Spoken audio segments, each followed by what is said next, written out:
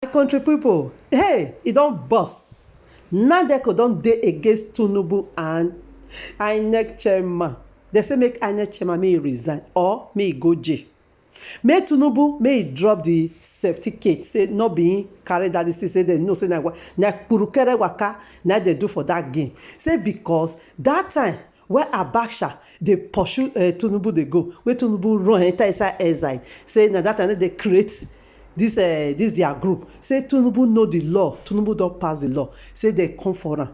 Me, I just leave una, una suffer watch this video, una make sure say una watch am reach the end, una understand wetin dem dey try make dem talk. As una dey watch am, una help me share am, make this video go meet Tinubu and INEC Chairman. God dey our side, we go collect our mandate back. No be our power, na God power. May I leave una my people. Military regime of the infamous dictator General Sani Abacha, after he took power through a military coup in November 1993 and reneged on his promises to hold elections and return Nigeria to democracy, as was its birthright since obtaining freedom from British colonial rule on October 1, 1992. No, sorry, October 1, 1960. Sorry about that.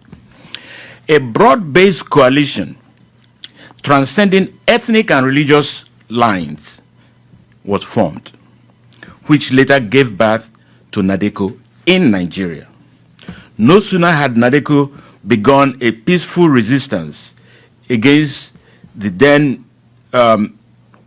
military leader, General Sani Abacha, started to assassinate and jail its members. In order to save their lives, several of Nadeco members fled into exile to neighboring African countries, the United Kingdom, the United States, and Canada.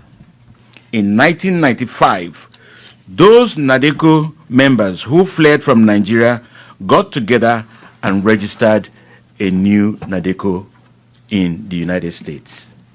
Since 1995, when Nadeco was registered here in the US, it has continued to push for good governance and credible elections in Nigeria. Nadeco alleges that the election results pronounced by the Independent National Electoral Commission, INEC, on February 25 through 26, 2023, are fundamentally at odds with Nigerian election laws and constitute a wholesale disenfranchisement of Nigerian voters caused by the pervasive rot of Nigeria's increasingly kleptocratic political structure. Nadeco demands that INEC draw back its curtains to let the full light of truth prove the transparency and veracity of the 2023 electoral process. It is without question that nearly all of the electoral reforms implemented to safeguard the 2023 Nigerian elections have been savaged by INEC and scattered to the winds of tyranny. It is beyond debate that initial investigation into the 2023 Nigerian presidential election discloses that Nigeria's most recent election is the polar opposite of transparency, fairness, and electoral integrity. This election was polluted by blatant bribery and widespread corruption. Even INEC itself has admitted to its abject failures to comply with the requisite transparency laws mandating real-time electronic transmission of election results from the polling units to the public, instead opting to cloak the electronic results in darkness before emerging with a declared rather than proved winner who is presently incapable of being fully embraced by the world. The INEC action clearly constitutes negligence per se and electoral fraud, as it violated the very statutory provisions and guidelines that are designed to protect against the type of fraud caused by its failure to transmit the results in real time. The people of Nigeria are supposed to be the ones the statute is designed to protect. Instead, they have found themselves at the receiving end of the resulting gross injustice. Nadeco maintains that the 2023 presidential election is an attempt to disenfranchise the Nigerian people through the four horsemen of democracy's doom: bribery, voter intimidation, insecurity, and vote rigging, all harnessed to skew the results of the 2023 presidential election. Nadeco calls upon the people and the judiciary of Nigeria and international community to join hands in a concerted effort toward global condemnation and absolute rejection of the hasty, hollow, and illegitimate result declared by INEC as being contrary to the will of the people and the rule of law. Here are some positions that Nadeco has taken. Nadeco is gravely concerned about the irregularities, voter intimidation, violence, the breach of the National Electoral Act, and most importantly, the abrupt and hurried pronouncement of the dubious 2023 presidential election results. This, in our viewpoint, signals a whole disenfranchisement of voters in Africa's largest nation. Nadeco's goals and singular mandate have always been to fight for the rule of law and democracy in Nigeria as Nigeria's watchdog of democracy. Nadeco hereby, as a first step, formally severs its relationship with Senator Bola Ahmed Tinubu as a former founding member of Nadeco USA for his participation in the worst electoral fraud in Nigeria's recent history. Nadeco and Tinubu fought Abacha as the military dictator who scuttled the will of the Nigerian people in 1993 June 12 elections. Ironically, exactly 30 years later, in 2023, Nadeco is fighting the same species of dictatorship, but only this time a much more dangerous civilian dictatorship, a kleptocracy mostly perpetuated by one of those who fought Abacha then. Nadeco will not look the other way simply because the fraud was perpetrated by one of its founding members. Nadeco urges the Biden administration to withhold any recognition of the product of the flawed elections. Nadeco further entreats the U.S. Congress to introduce a resolution calling on the U.S. administration not to recognize the product of the election. It is the product of a poisonous tree. Nadeco calls on the international community to support the empaneling of a team of internationally acclaimed technical experts to examine, interrogate, and analyze the INEC servers and beavers and all the other equipments that were used to extract the original votes and information. Nadeco implores the Nigerian people and the judiciary of Nigeria, acting in concert with the international community, to join together in a concerted effort toward global condemnation and absolute rejection of the hasty, hollow, and illegitimate results declared by INEC as being contrary to the will of the people and rule of law. Nadeco demands that the chairman of Independent National Electoral Commission, INEC, Professor Mahmoud Yakubu, must resign or be removed immediately. Nadeco urgently requests that all countries worldwide, especially the United States, place an immediate visa ban upon Professor Mahmoud Yakubu. Nadeco solemnly exhorts the U.S. to not deviate from its democratic standards in Africa just because it fears competition with China and seeks to curry favor with illegitimate dictators who come to power through bribery, force, intimidation, and vote rigging. the U.S. should come out and condemn the apparent corruption of the electoral process and impose an immediate visa ban on those suspected to have compromised the polls.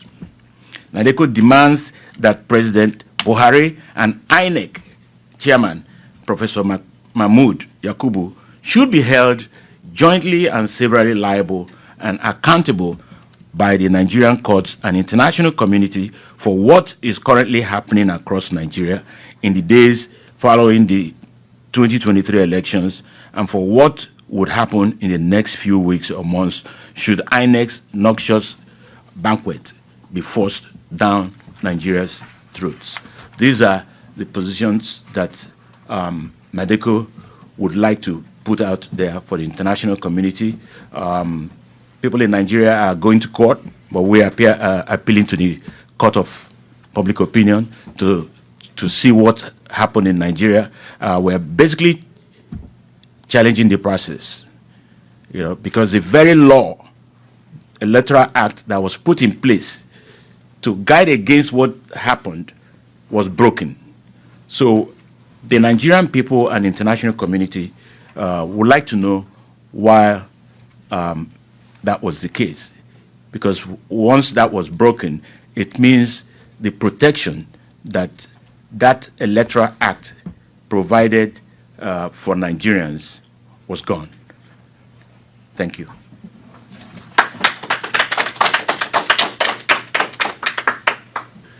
Good afternoon, gentlemen, and thank you very much for coming out today. As he mentioned, I am with the Diaspora Election Monitoring Observatory, and we were participant observers in the election that just held in Nigeria, or should I clarify, the sham elections that just held in Nigeria. I want to point out that as a participant observer, I traveled to my home state to participate in the elections, and the BIVAS technology refused to accredit me. So I experienced disenfranchisement right there and then.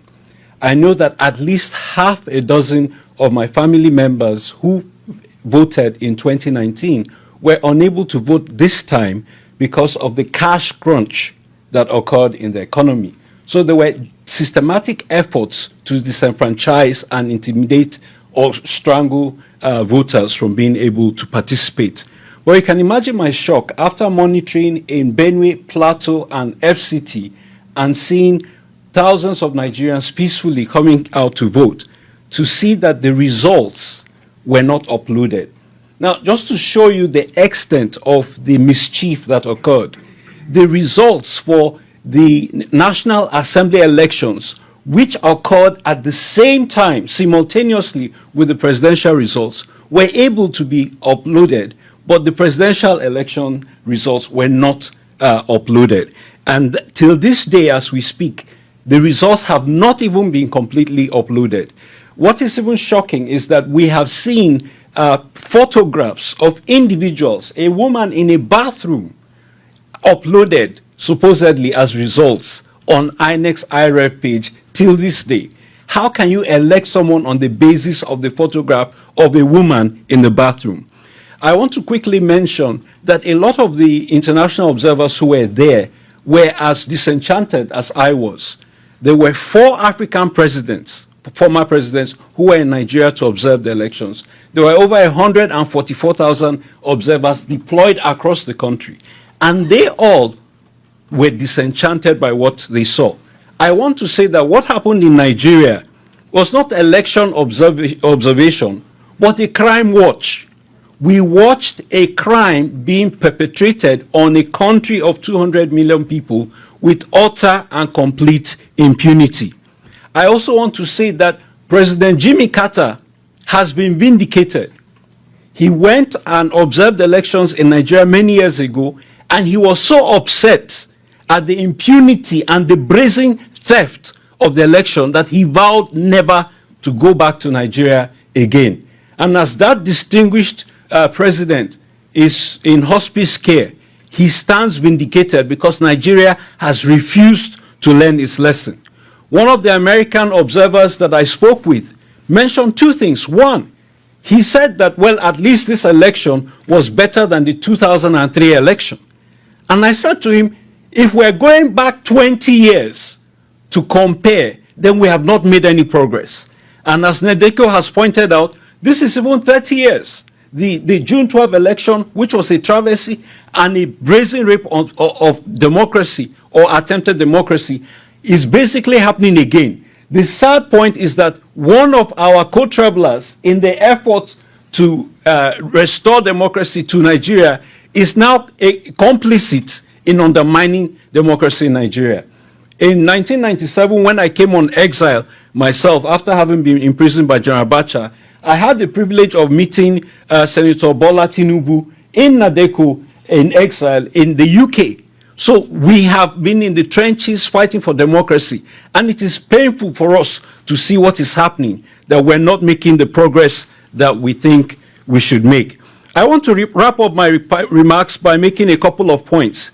That it is not that the elections in Nigeria were handled badly, but that the rigging in Nigeria was handled badly. There was no effort, there was no sincere effort to conduct an election in Nigeria. What happened was an insincere effort to conduct rigging. And that is why you will see cancellations. You will see unbelievable atrocities that were done. They didn't even make a genuine effort to hide the manipulation of the elections. I also want to make this second point, that it isn't that they failed to meet global standards, but that they failed to meet even their own standards. There is no way that INEC can say that the travesty that occurred was what they had promised time and time and again. So, ladies and gentlemen, I want to say that I join my voice to what Nadeco has said today. The INEC chairman needs to resign for once again betraying the trust of the Nigerian people. The United States government should not dignify the travesty that has occurred by legitimizing illegitimate rulers. And most importantly, we must not fail the young Nigerians who came out in droves in the sun and put their fate in their own hands, that they wanted to rescue their country from bad leadership, only to be abused and misused in this manner. So I call upon the government of General Buhari, if he has any dignity and if he has any aspirations to any legacy whatsoever, to salvage Nigeria from the travesty that has occurred in the sham elections that held. Thank you very much.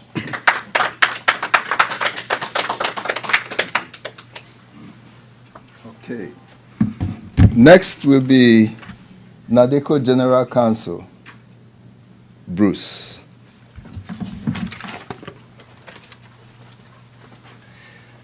Thank you very much. I'm Bruce Duvalier, and I am General Counsel for Nadeco, and I'm honored to be part of an illustrious group such as Nadeco that has a long history of trying to do the right thing and keep democracy safe, restore democracy, and restore the rule of law.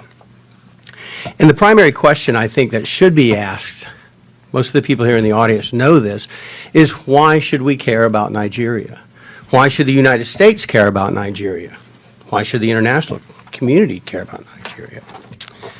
What would you say if I told you that there was a country that has arguably the world's oldest democracy with full participation of all of its members?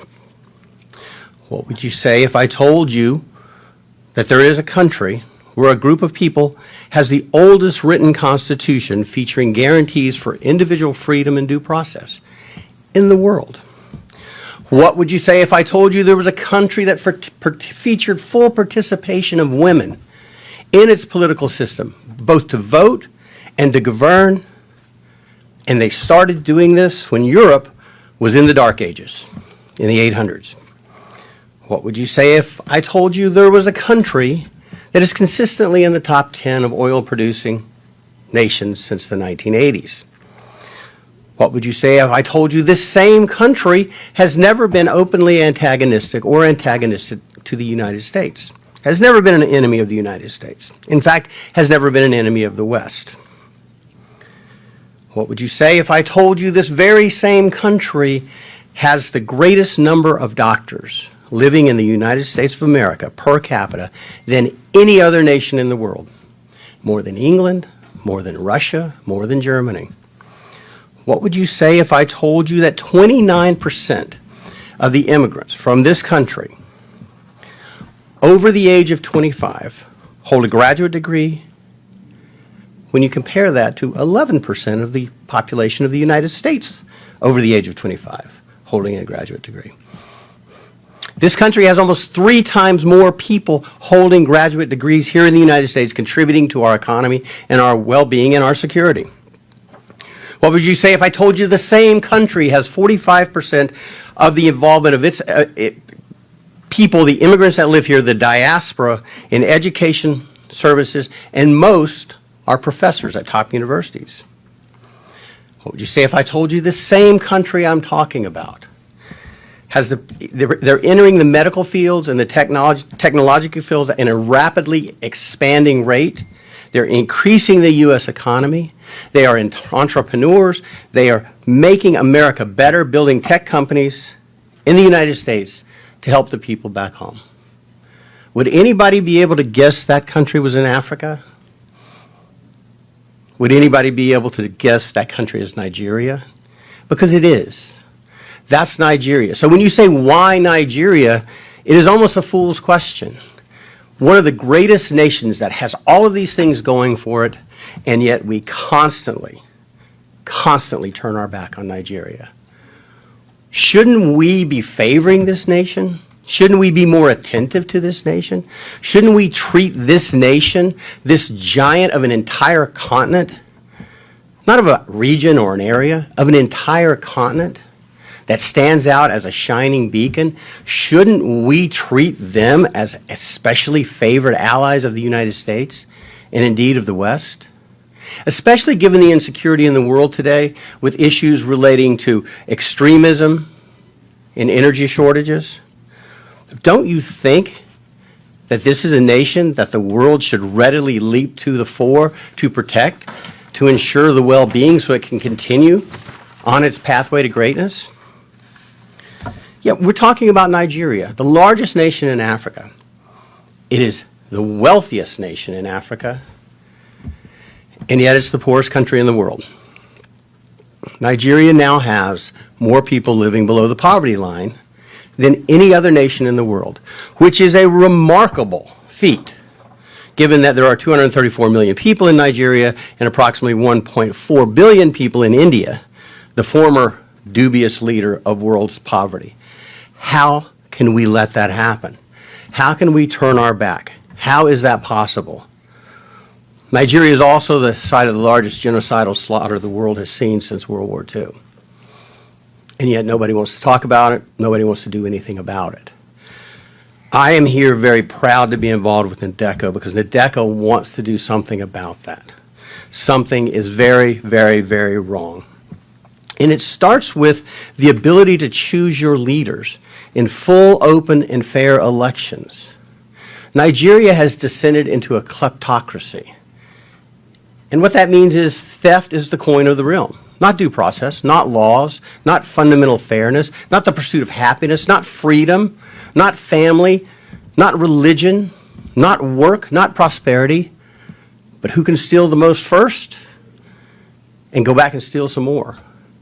And that is something that I believe the Nigerian people can solve on their own, but they're going to have the help. We cannot continue to turn our back on Nigeria. The international ramifications or aspects are very clear. Article 25 of the International Convention on Civil and Political Rights, which was adopted in 1966, became law and active in 1976, was adopted by the United States in 1992 and by Nigeria, fully adopted, says that every citizen shall have the right and the opportunity, without any of the distinctions mentioned in Article 2 and without unreasonable restrictions, to take part in the conduct of public affairs directly or through freely chosen representatives, and to vote. This treaty signed by Nigeria and by the United States. And by the way, in the United States, when we sign a treaty, it becomes the law of the land with certain restrictions. So the United States has to comply with this. Nigeria has to comply with this international edict. It is as fundamental as any human right. And let me quote the UN, the Covenant 25 says, to vote and to be elected at genuine periodic elections, which shall be by universal and equal suffrage and shall be held by secret ballot, guaranteeing the free expression of the will of the electors. That's why this is important. We have a violation of international law that rises to a violation of human rights, and we all know the human rights violations that follow. And it's by a nation that we should hold in special favor, we should hold more closely, that we should take better care of. The fact of the matter is that what was supposed to happen, and again, we are not partisan, Nadeco is not partisan, but it appears as though the process, and that's what nations, that's what a democracy is. That's the greatness of America, is the process. It's not the people, it's the process. It's not the result, it's the process. How our government works, how our elections work. And the process of this election in the 2023 Nigerian presidential elections appears to be fundamentally flawed. We believe, Nadeco believes, that the February 25 to 26, 2023 election, the results, the hasty announcement of the results, are fundamentally at odds with the Nigerian election laws. And as Dr. Ogebi said very clearly, they didn't just violate rules, they violated their own laws.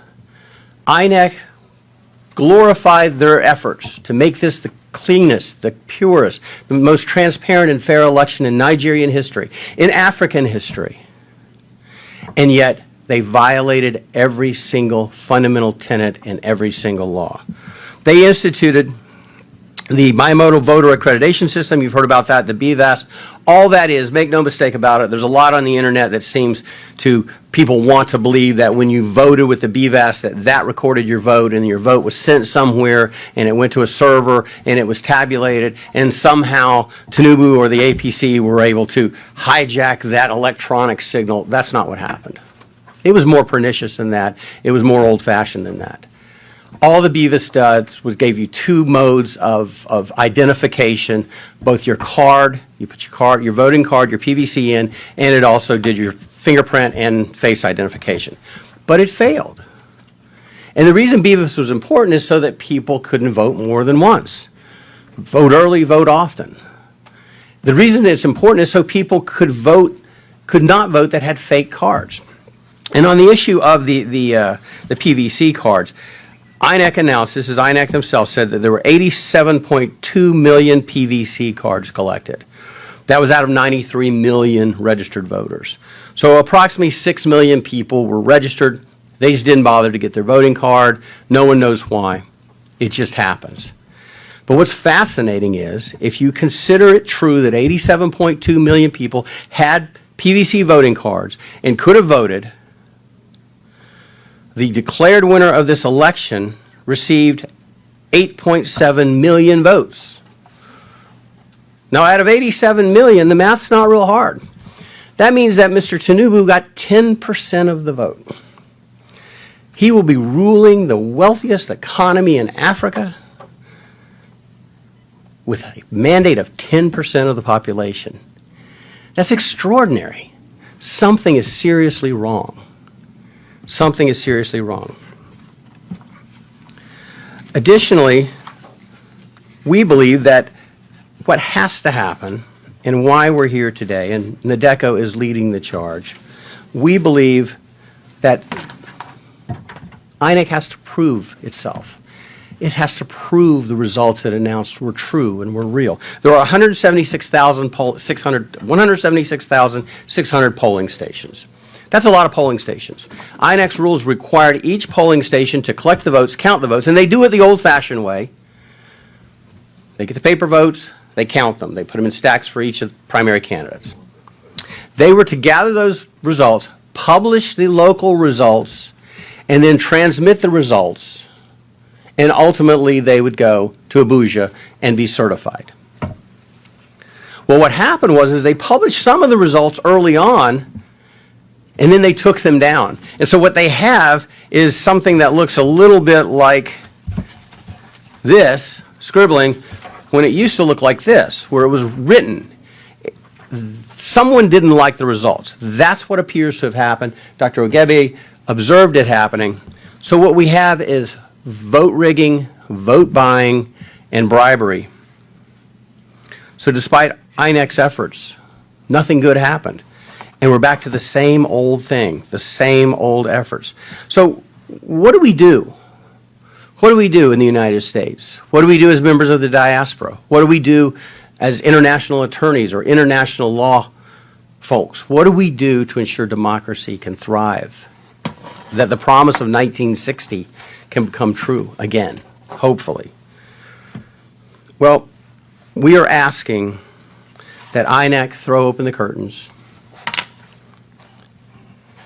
and let the full light of truth come in to prove the transparency and the veracity of the results they've announced. If the results are true, they should be able to prove it. It is absolutely not extraordinary to ask them to prove it. Show me your math. We've all gone to school. Show me your math. You've got a number. Show me how you got to that number. Prove what you did. There can be no debate that the initial investigations indicate that they were savaged. The rules were savaged. The rights of the electorate were savaged. It was polluted by blatant and widespread corruption. And as Dr. Lloyd said, the four horsemen of democracy's doom, bribery, intimidation, insecurity, and vote rigging, appeared to trot and run roughshod all over the nation. They were harnessed to skew the results. We, Nadeco, call upon the people of Nigeria to act peacefully, but to demand that proof be provided to them, that INEC prove the results they've announced. We also call upon the international community to join together with the Nigerian judiciary in a concerted effort to condemn and set aside the hastily announced results and instead proceed with the solemn seriousness this deserves. Again, one of the world's great nations is at peril here, continues to be at peril here. We need to make sure we don't continue to turn our back on Nigeria. And what we're asking for is very simple. Prove to us.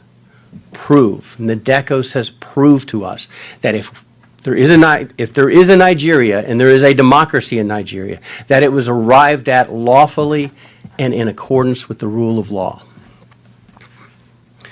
The continuation of power by the ruling party is a wholesale disenfranchisement of Nigeria without more. That is little more than a dictatorship.